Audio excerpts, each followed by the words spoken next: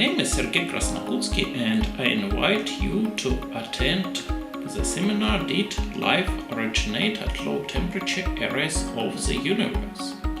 In the seminar we will show that larger biomolecules can be efficiently formed already in space due to reaction of carbon atoms accreted to the surface of global dust particles.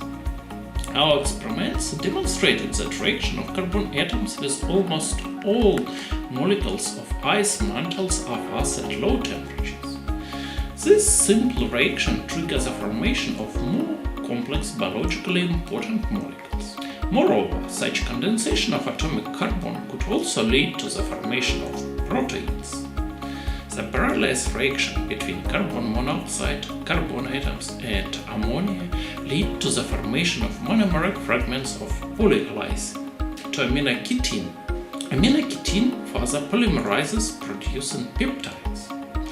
Therefore, the peptide synthesis proceeds via a novel pathway that skips the stage of amino acid formation and is efficient even at low temperatures without the presence of water.